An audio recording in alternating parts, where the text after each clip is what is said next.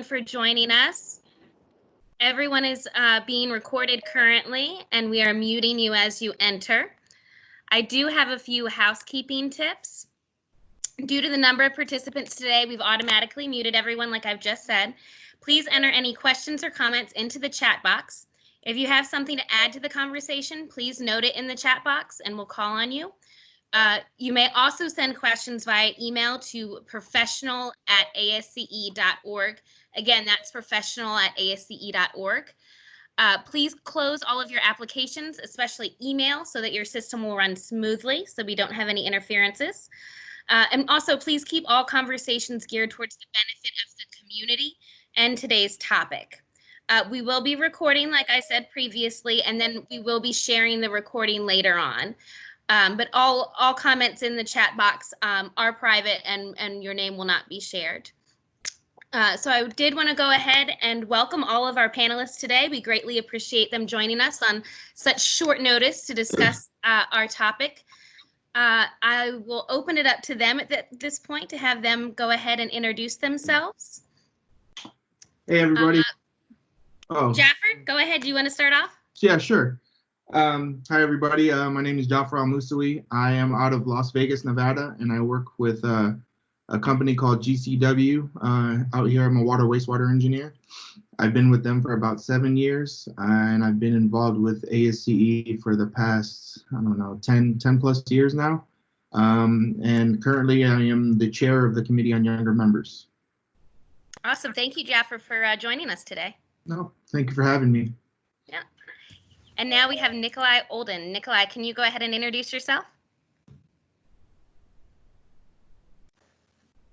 Yes, can you hear me? I said I was muted. We can hear you. Awesome, thank you. Yeah, so I'm a project engineer and office manager here for a small firm in Phoenix, Arizona called Ethos Engineering. I've been involved with ASCE YMF in Phoenix for a number of years. Unfortunately, I'm almost aging out of it soon, so I'm bummed about that, but it was great even going through the board rotation a few years ago. I have some experience teleworking. However, I actually enjoy going into the office when I can.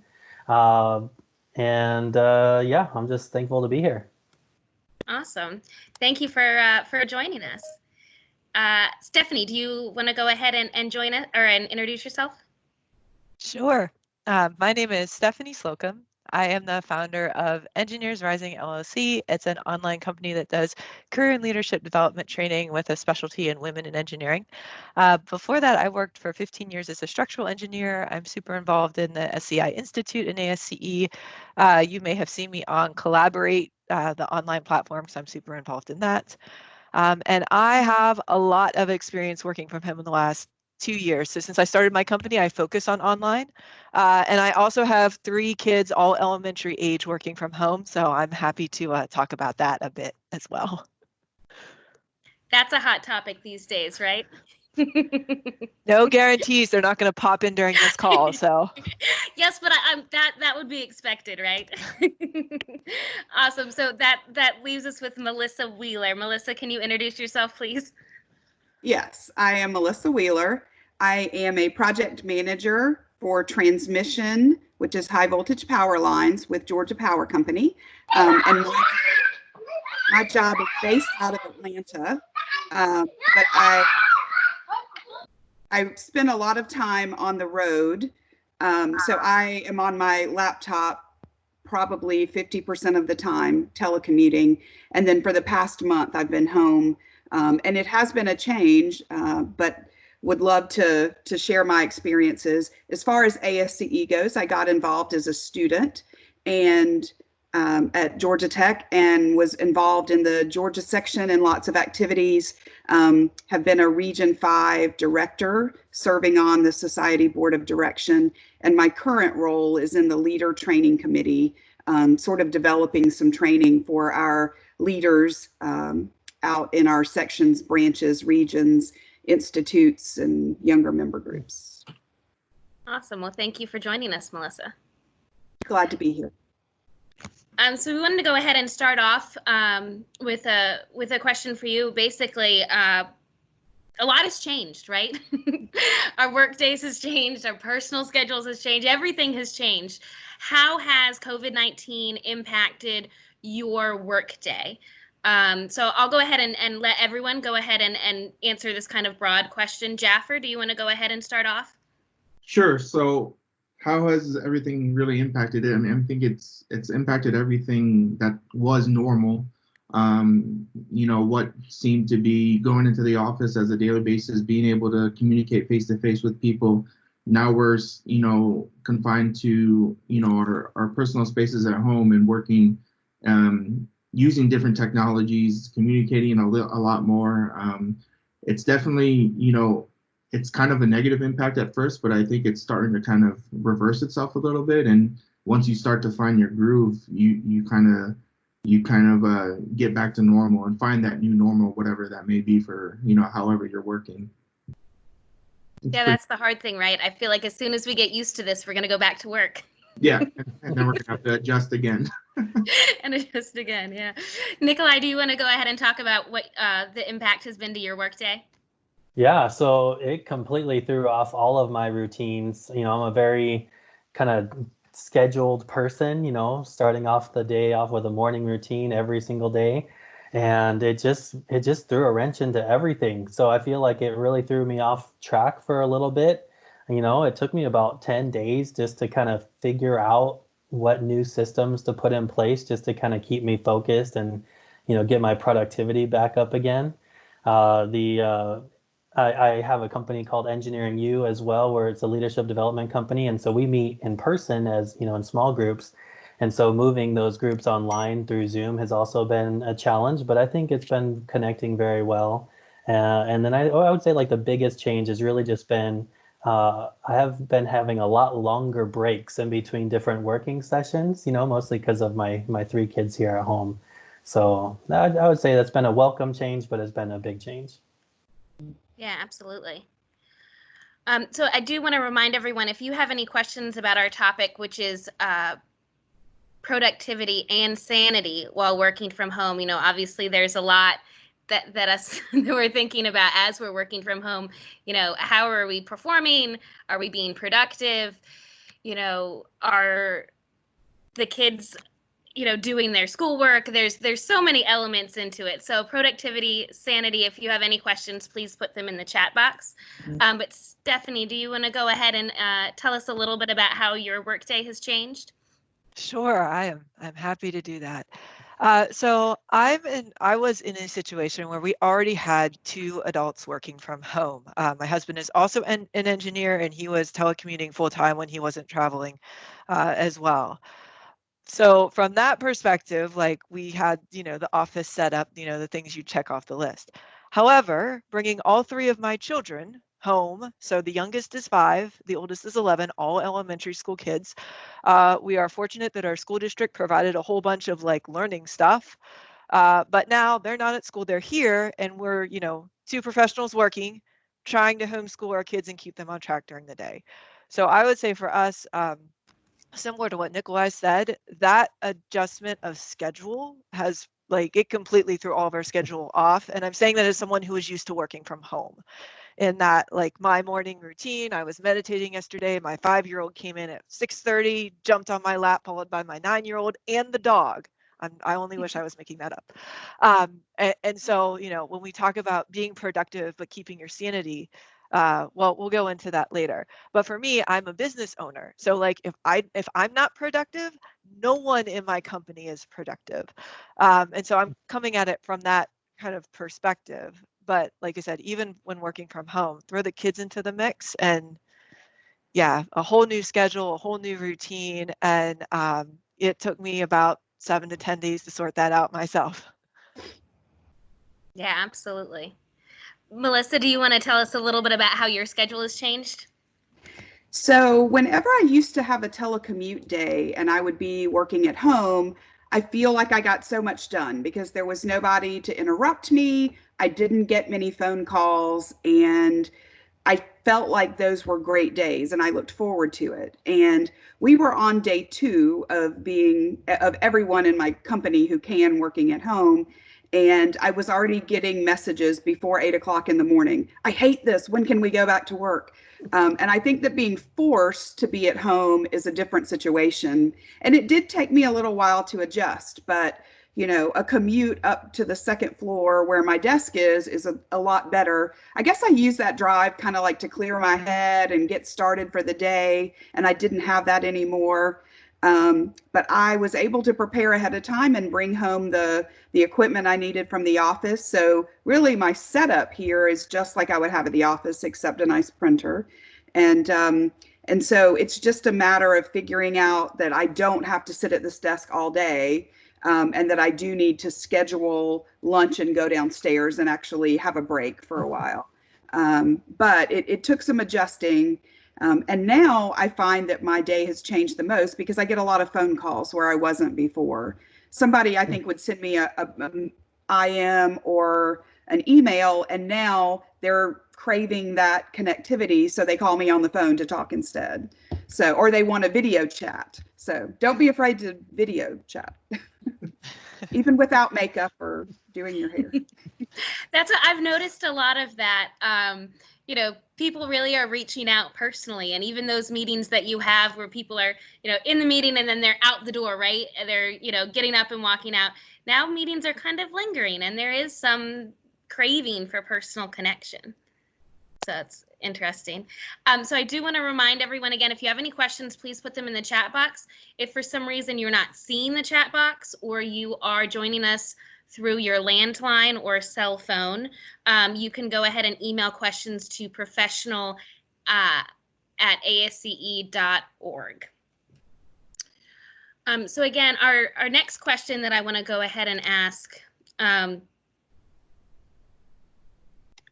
obviously there's been a lot that has changed, and I think, Melissa, you kind of touched on this a little bit, is the element of scheduling lunch and going downstairs, right? So there is some element of your personal and work life merging together. Stephanie, do you want to talk a little bit about setting boundaries in your workday now that you're home? I would love to talk about setting boundaries. So one of the things I have found, so first of all, like in this whole scenario, we all have to give each other a little bit of more grace, empathy, compassion, whatever you want to call it, like work those emotional intelligence skills that we have. So, I mean, we're all on phone calls with coworkers whose kids do appear on the call, or, you know, mommy, I need this, daddy, I need that. A dog barks, a siren goes by, you know, depending on where you live. And so approaching it not with this like, oh my goodness, my hair is on fire, all these things have changed, when can it get back to normal? Because we don't know the answer to that question right now. But more with this, okay, this is a situation, how do I make the best of it? Because, for example, if my 5-year-old appears and I spend the next 5 minutes yelling at her to get out of here, all the while forgetting to mute myself, that is way more disruptive to a call than either muting myself and excusing myself, or you know, just having her wait right there while I'm talking. Now, I want to talk specifically about interruptions with kids. What I found for boundaries is that when I get on phone calls, so I've tried to schedule all my phone calls in the afternoon because I like to do my deep thinking work in the morning. I'm fortunate that I can do that most of the time. Not all of you may be able to do that. But I talk to my kids. I say, okay, I'm going on a phone call for the next couple of hours. Don't interrupt me. Go get daddy during that time, and talking about it as a family with whoever's in your household for that. I want to share one more thing related to like leaving work at work, because when I started working from home, so I've been working from home since 2018, it was hugely challenging for me to turn it off. And part of the reason was because I would drag my laptop from room to room. So I would do work on the couch. I would do work in the bed. I would do work like while my kids were watching SpongeBob on TV. And as a result, like, you know, check another email. You have time to do that. And as a result, I could never turn it off. When I took my laptop and put it in a spot. Now, for me, I have a room, like a spare bedroom, I can close the door. But even if it's just like a table in the side of the room, that, okay, here's where I go to work, And when I'm done, I leave this location to go get lunch or take a break, or that's your workspace. Those, I would say, two things I found immensely helpful from the boundary setting, both for other people and for your mental sanity for, okay, I'm going to work, now I'm done with work. Yeah, that's the thing, Stephanie. It's hard to unplug, right? Nikolai, do you want to talk a little bit about your unplugging strategies, if you will? Sure. Yeah. No, it's definitely brought up some really good points. When I need to unplug when I'm in the office, I just leave my laptop at the Ethos office and I come home and now I can't work at all. But it's so easy to just run upstairs into my home office and do it.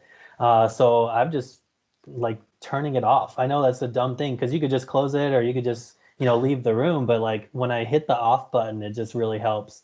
And then I've also turned off all notifications on my phone. I don't have email notifications. I actually turned off my text message notifications.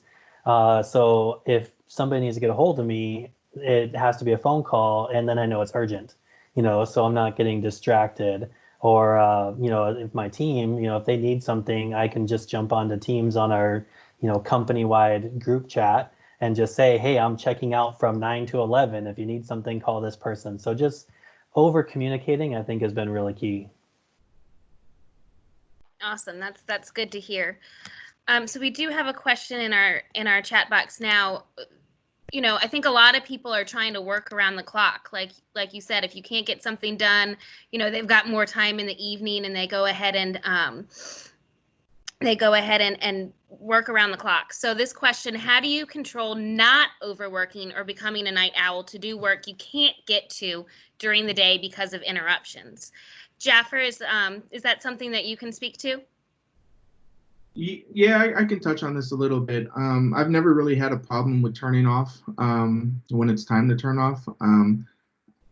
I mean, the way I control it is as soon as I'm done and I accomplish what I needed for the day, I kind of set that milestone, whatever it is in the beginning of the day, when I want to get done, what I want to get done. And once that I finish that, I recognize it's valuable to really take care of yourself. And when you're at home, I'm coming from the perspective, I don't have any kids, I live alone. So sitting here at the desk you drive yourself crazy just staring at the computer all day. So scheduling that time to turn it off and really, sticking to that is really like how I control not continuing to work. Because if I could, and I probably should be working all in through the night, just with how busy we are. But I mean, that would be my tip, is just kind of making sure that you're putting a schedule together and sticking to that. And, holding yourself accountable, because we do need to get our work done, but we also need to take care of ourselves. Yeah, that's that sanity piece, right? There's no sense in burning out, right? No. It's a marathon, not a sprint. Exactly. Melissa, is that something you can talk to? How do you balance, your schedule and not working around the clock? I think that it's hard not to be attached to your phone. I don't have as big a problem walking away from my laptop because there's always someone who is going to need you. There's always an email that's coming in. But if you don't respond to people in 5 minutes, I'm not in an environment where that is going to cause, a life or death situation. A lot of those situations do not exist. And even though I don't have a landline and my cell phone is my connection, sometimes it's great just to leave it in the house and go outside. And we have a fire pit. If you get a couple of hours outside, just a walk, or if you have your phone with you, use that time reaching out to folks. What I realized was, having recently moved, I left a lot of my friends and a lot of my support group, and I feel like this goes back to when you're a kid. You're always going to stay in touch and be best friends forever, and it's hard. And now that I'm home all the time, you have to make an effort to call that person, 30 minutes or an hour, chat with an old friend, catch up with somebody. And when you get back, so what if you have emails? There's time to answer them. And you get a lot of pressure from folks, but there really is always time to get that done. And you for your own sanity and for your own, health, and it helps to step away. And I find just getting out or making a connection that doesn't have anything to do with work is really helpful to me for getting that balance. Yeah, absolutely. So this is a question that's come in from our professional activities inbox. So again, if you have any questions, it's professional@asce.org. You can send them there and we can read them out for you if for some reason you're not seeing the chat box. But this question is, are there any specific tools or techniques that you use to help keep yourself organized as you're trying to balance professional and personal priorities and maintain boundaries? Stephanie, is that something that you could speak to? Yeah, so I'm a big fan of written down checklists. See, I have one right here. It's highlighted. Okay, now let me tell you why it's highlighted. So as I said, I'll make no bones about the fact that I have trouble shutting it off. I always have. But as a result of that, sometimes I'll be like, I have so many things I have to get done, so many things I could be doing, and only so many hours of the day, especially knowing I'm going to have interruptions. And so the reason it's highlighted is because I brain dumped all of that this morning, and then I highlighted, here are my top priority focused tasks. Often I find I can actually cross out things, that there are things on my list that do not need to be done. And so that really helps me like maintain that focus. Awesome. Nikolai, can you share some of the things that you have done to stay organized? Yeah, I'm the same. I have my to-do list here, and I mean, old school. It's just on paper, but you write it down, and it kind of makes a mental connection, and it clicks. You connect with it a little bit more, and like Stephanie said, you cross off the ones that you're like, that's not urgent or important, so that's gone. Or what are some things you can delegate? So I kind of start my day, pushing things out to other people and that I can, and then I know I'll let them know, like, hey, can you let me know by 11 a.m. what the status is? And you're trying to balance kind of like that. You're not trying to micromanage them, but you can't just drop into their office or cubicle to check in on them. So kind of giving a time of, hey, please check in with me. That's really been the best thing for me to stay organized.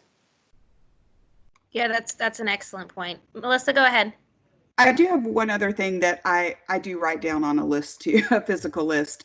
But one thing I start each day with is I take the clock on my phone and I set up reminders for 5 minutes to the hour before every time I have a meeting. I generally have 5 to 7 meetings in a day, and they're spread out. And I find that if I get to working on something, I lose focus and lose track of time. But if that little reminder goes off, I'm like, ooh, 5 minutes. I better finish up lunch and get back upstairs or something. And that has really saved me. I mean, I knew I had this call today, but I still had a little reminder go off so that I would know when to call in if by chance I happen to forget. So just a little thing like that can keep you on task for the what used to be physical face-to-face meetings, but now will be, so you don't miss a call or get on late. Yeah, absolutely. So here's another question from our inbox. How do you organize your electronic communication, such as waiting for an email reply or someone to pick up the phone versus talking over cubicles, which Nikolai, you just kind of talked about this, to meet the demands of the projects and get things done. So, how do you manage your communications with, I guess, colleagues and clients? Jaffer, do you want to talk to that? Oh yeah, definitely. So my company, we started utilizing Zoom, which is another video platform, and it's really changed the way we work as a team. Every morning we have a half an hour kickoff meeting for the day, get touch bases with everybody. What everybody needs to get done, and throughout the day, if I need something done, or I need to talk to my supervisor, or I need to show somebody something, I can, send them a message, hey, are you able to chat? Whereas, when I was in the office, if my boss messaged me, says, hey, can you chat? It means something bad's happening. But now it's kind of just kind of like a pre-warning to let you know, hey, I need to talk to you about something or show you something on the screen. And I think that's done a really good job of helping me keep organized. Just having that communication almost increase as a team when we're working from home versus when we're back in the office. I hope that answered the question. I'm not, I feel like I kind of went on a tangent a little bit, but I think that's one of the best tools that we've used as a team to help manage our work. No, that's good to know. Stephanie, do you want to talk a little bit about your organizational strategies with communications? Yeah, and I would say my first organizational strategy is not something to add, it's something to delete. So depending on how long you've been working in an organization, you got a lot of personal stuff coming into your inbox. Unsubscribe if you haven't read it, please. Like, I know my email volume, I don't think I'm exaggerating when I say it's about doubled, at least, from what it was a month ago. And so we've been using, like, from a, things coming into your inbox standpoint, add those filters you've been meaning to add, unsubscribe, make sure that you have identified like the priority emails, that those are the ones you're actually seeing and they're not getting buried in all the other ones. For us, like my team, we actually use Slack a lot. That's another one of these like chat things you can use so that we're not sending email back and forth for the internal team members. That also helps when a client sends emails, that appears that, it doesn't get buried. And then I would say, yeah, those filters and keeping that email organizing, deleting things, that has helped dramatically, I would say, in terms of just not being buried in your inbox all day, because I do think that's a huge challenge right now. It is easy to sit in front of your email inbox all day, answer email after email after email, and you get to the end of the day and none of your priority work has gotten done. So one more thing we have done is we've implemented quiet hours for my own internal team, and that for us, it's in the morning. For everybody on my team likes to work in the morning. It might be different for you, but no one is allowed to like start sending emails or messaging people and expect a response until 10 a.m. After that, they can, but what that does is it allows all the team members to get situated, get all their like high priority tasks done without feeling like they have to respond immediately. I love that strategy, Stephanie. It's working so far. It's working so far. All right, that's good. So far. Yeah, I mean, it seems like a great strategy to have some off time with emails, right? So you can really focus on the work that needs to be done. So, and you talked about starting at 10 a.m. This question, I definitely relate to it. What if one is more productive at night? Personally, I'm not a morning person and I do most of my work at night. So she would probably love to come work for you where she didn't get emails until 10 a.m., right? But Nikolai, do you want to talk a little bit about, what, I guess, working with your internal clock, right? Yeah, boy, I don't know if I connect with that one at all because I'm a morning person. Like this morning up at 5:30 and I was reading books, before 6 and so I don't know, I don't necessarily connect, but yeah, I think you just got to do that works for you. Do what works for you. And if you need to start your day at 10 a.m. like Stephanie said, just communicate that with your boss. I think all of us have really great leaders that we work for. I hope that we all have great leaders that we work for, so they'll understand that that's what you need to be productive. So just communicate that with them. If they know that you're being more efficient because you're working in the evening, I'm pretty sure they'll be totally accommodating for you. Yeah, that's a great point. Just communicating with your boss, right, about what works best for you. Melissa, do you have anything to add to that topic? I think that I've had bosses that were not flexible. Thankfully, right now I have one that is.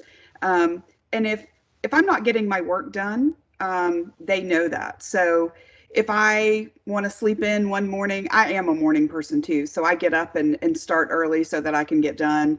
But for, if something changes or there's something personal I need to handle, early in the morning, my granny is staying with me right now. So if we take care of something in the morning, it just means I work a little later in the night and get something done. There's still a set list of priorities that need to get done. And honestly, we're working remotely, so our jobs should be pretty flexible to where we have the ability to do that. Yeah, absolutely. Flexibility is really key in this climate, right? Correct. I Especially think with, I think it's funny, I think that my company maybe didn't have the greatest perspective on um, the use of technology before this happened. I think that some people think if you're not sitting at your desk, you're not working. And this has really shown that, you can teach an old dog new tricks because everybody's learning to use Zoom and whatever, Microsoft Teams, whatever else you need. And that holds true from the newest employee in the company to the most senior. Everybody's learning technology and everybody's learning to be flexible. So I'm hoping this is teaching us all some good skills.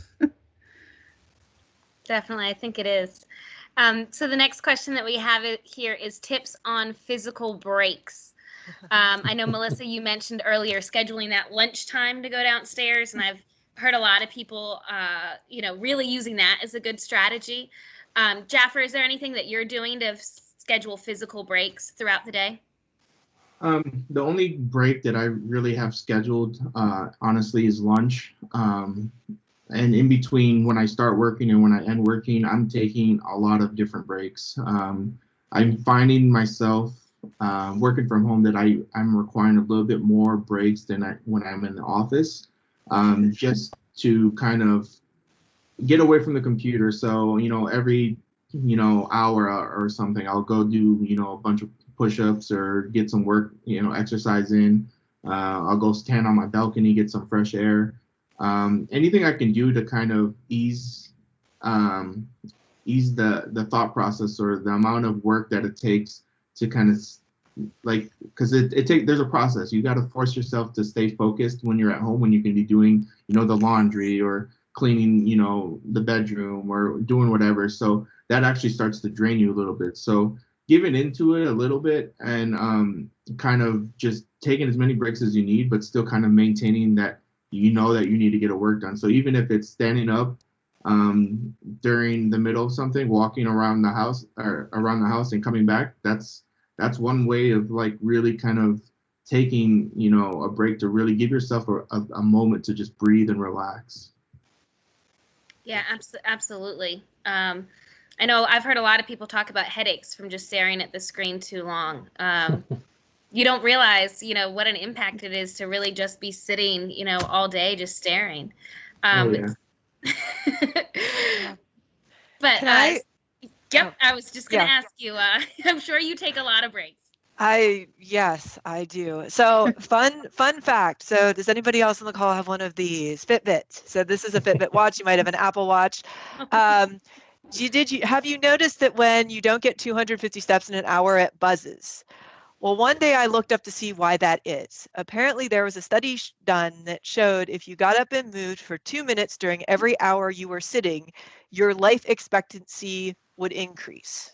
So that's where the 250 steps comes. So there's scientifically backed reasons specifically for movement breaks. And yeah, I try and take, lunch. I try and get outside if I can, but taking those 2 minutes. I mean, we can take 2-minute breaks. It takes that long to get some coffee. We can take those in our day. The one thing I wanted to talk about, so I think the question was breaks, but it was also about ergonomics. And I wanted to talk to that really quickly. When I started working from home, as I said, I worked everywhere and I paid for it with chiropractor appointments. And at work, you probably were sitting on some sort of ergonomic chair. And like I said, it only took about 2 weeks of me from working from home to start feeling those aches and pains. My whole office, now I'm in my home office, but my whole office where I worked, up until 2 years ago, we actually found like $150 chairs on Amazon that were ergonomic, and you could do like the lumbar support, get it up to the right level. And I know we don't know how long this is going to go on for, but to give you a quick example, like today, they closed all of my kids' schools for the state, which means we're done until at least June now. Your state might be different. I know we're all in different situations there. But I would highly recommend, especially if you are already prone to back aches and pains, like get an ergonomic chair. You may not even, your chiropractor might not even be open right now. Mine is not.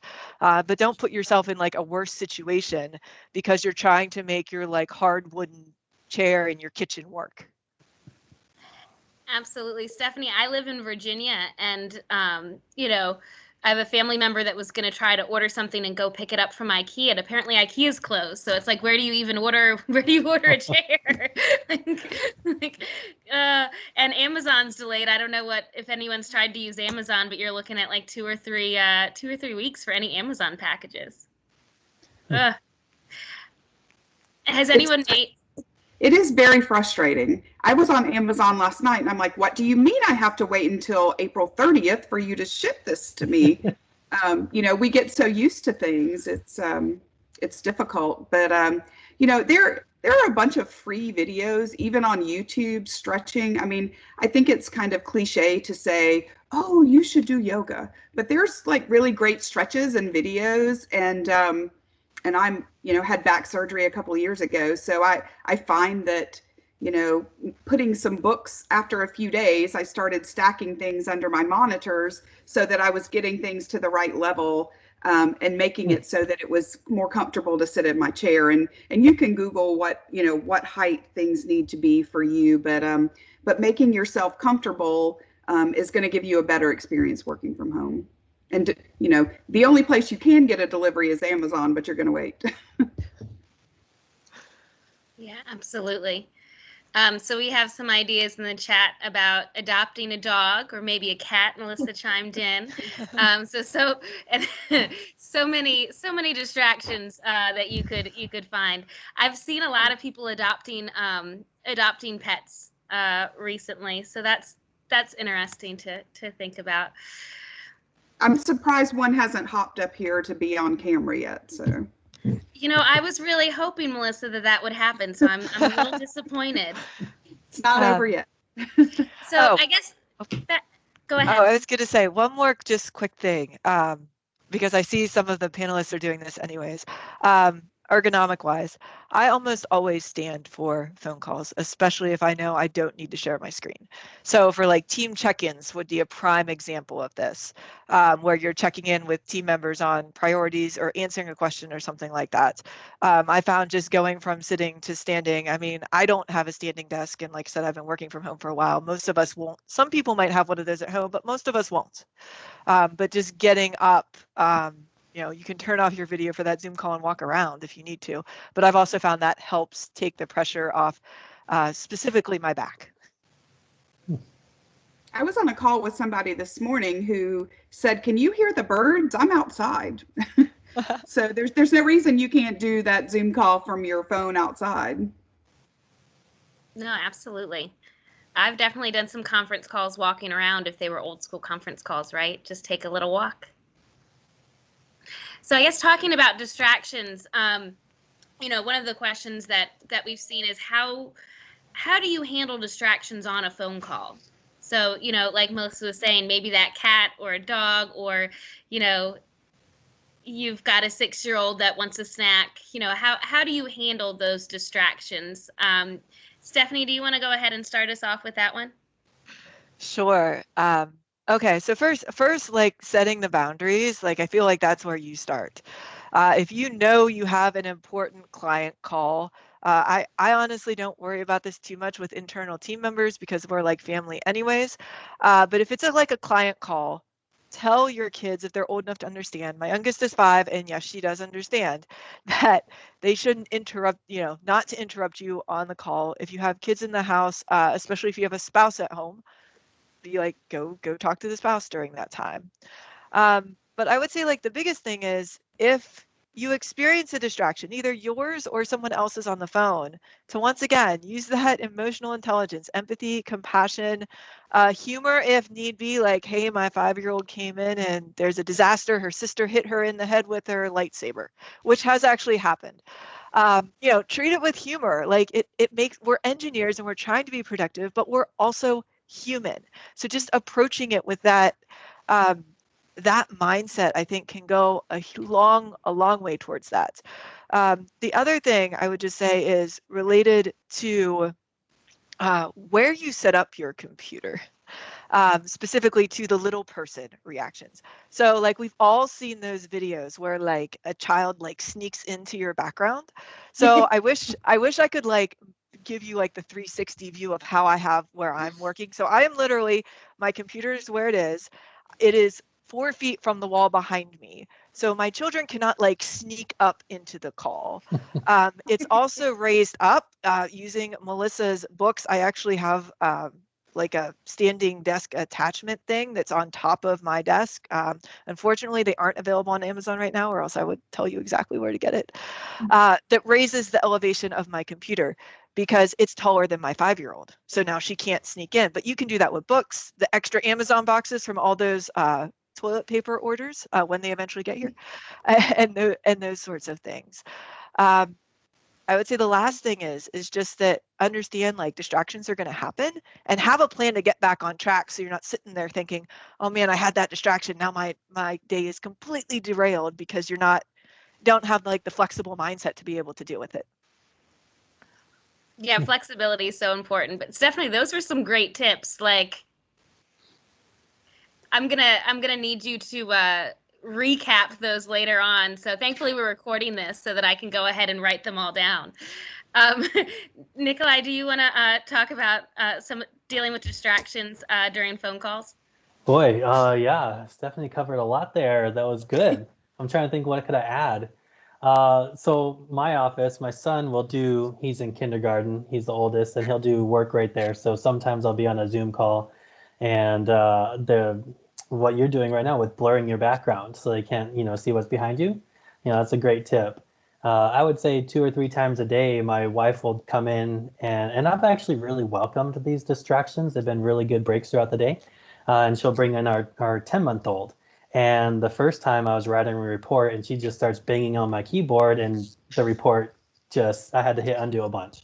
But now I just hit the off button on my keyboard every time she comes in. And so now when she bangs on the keyboard, it's no big deal. So it's just like little things like that. Like Stephanie said, just kind of having the emotional intelligence and just being patient, giving grace to people, and then also asking for grace from others.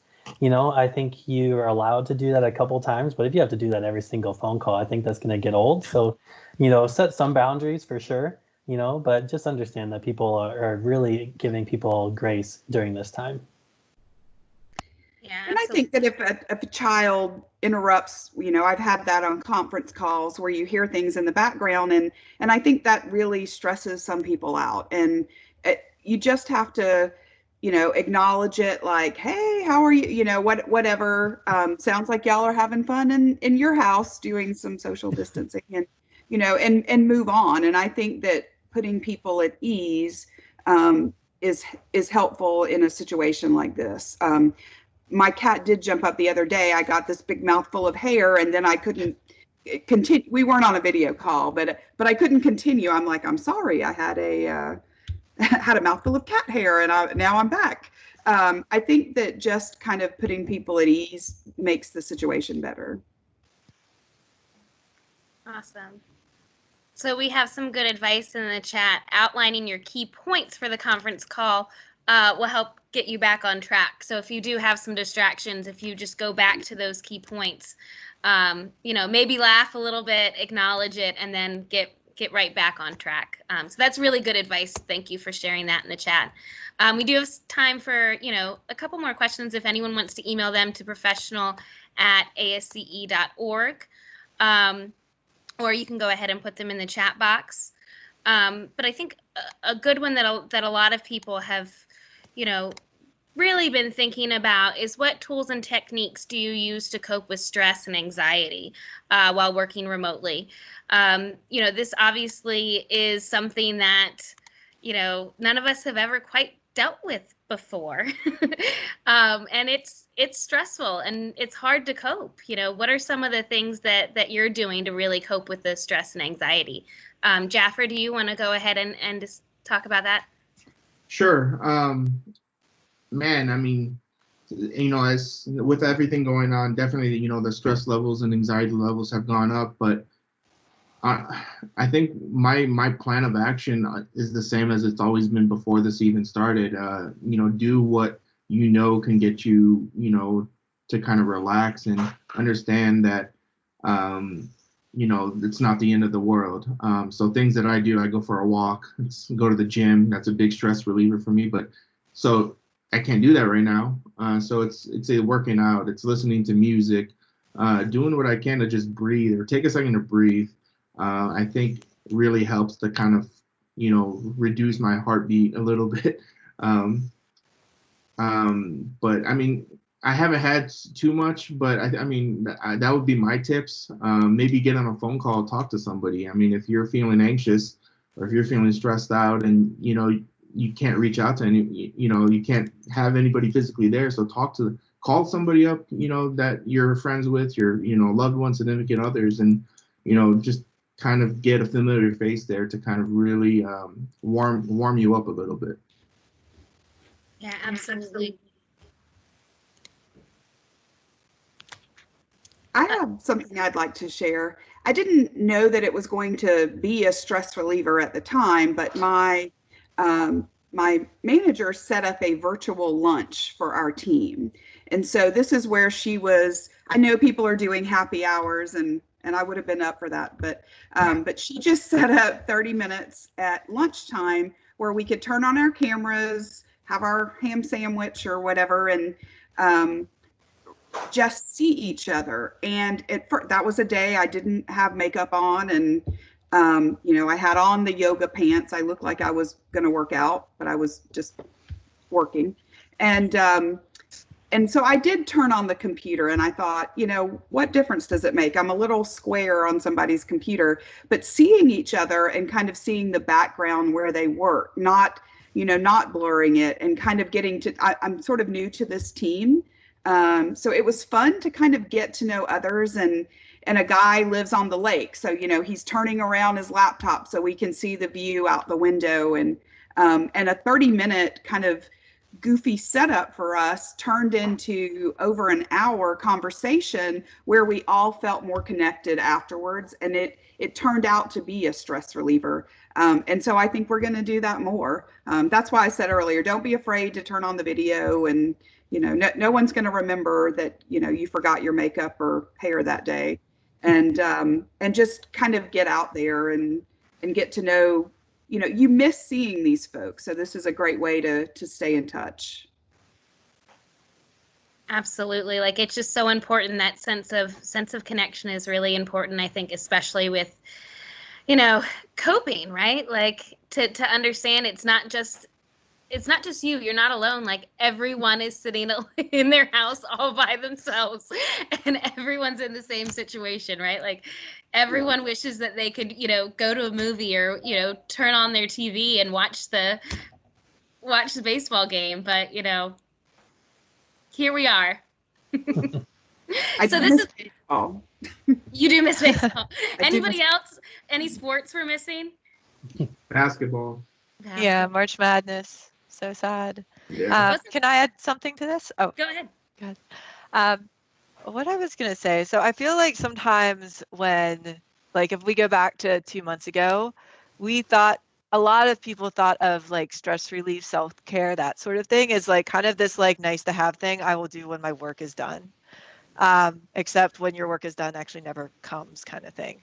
And I think it's important to understand, like, from a physiological standpoint, when you are stressed, your cortisol levels rise. When those cortisol levels rise, your immune system cannot function optimally. So, like, in this time when we're all trying really hard to stay healthy, having stress levels that are too high could actually help you get the disease, which we don't want that to happen, obviously. And so, like, two things I would just want to throw out there for anyone who's like, okay, well, that sounds well and good. Like, what do I actually do? I can't spend like 2 hours doing nothing. I have kids to take care of. I have a spouse who's in essential services. I have all the, parents that refuse to stay at home. That's for another day. what can I do? I would say there's two things that I found personally really, really helpful. One is silence, meditation, prayer, whatever that is for you. Meditation, there's apps like Calm and Headspace. There's multiple other ones.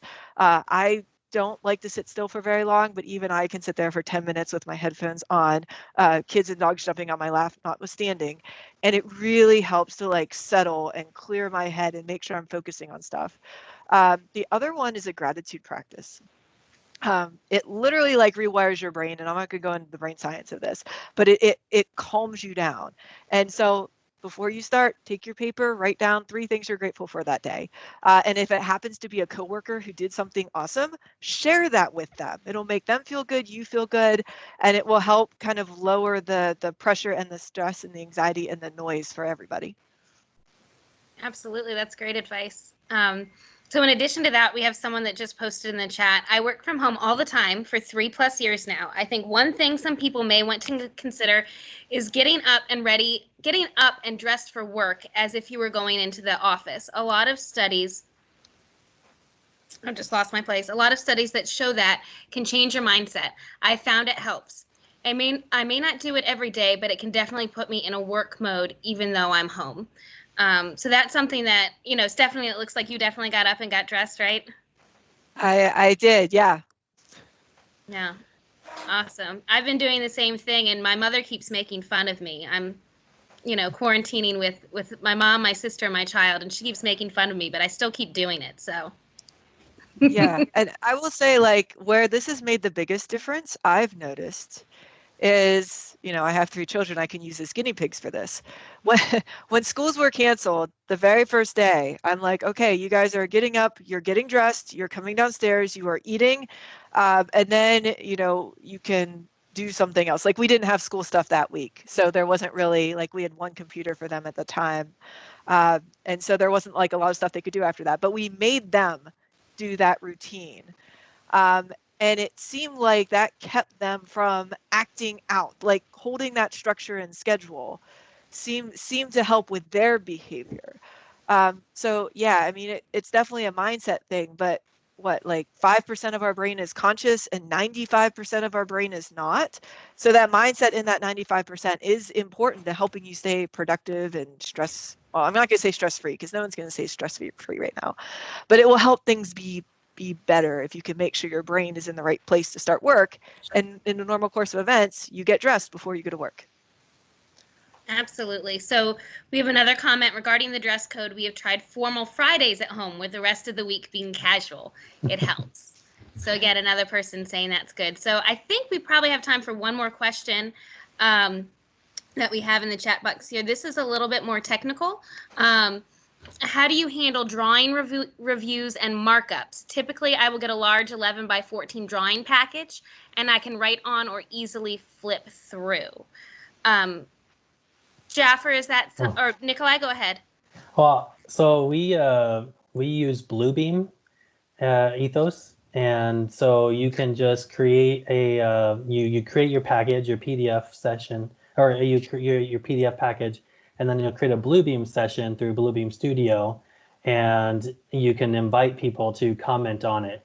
So we'll invite, the 4 or 5 reviewers that we want to review it, and we can all see each other's comments all at the same time, similar to like what you would see like a Google Docs or a Google Sheets sort of thing, where you can all comment at the same time and it'll keep a record. We've actually made that just a process of our normal QA/QC practice. And so it was pretty seamless to do that now at home, getting somebody just to package it up and throw it up on the Bluebeam Studio. Yeah, absolutely. Jaffer, did you have something to add?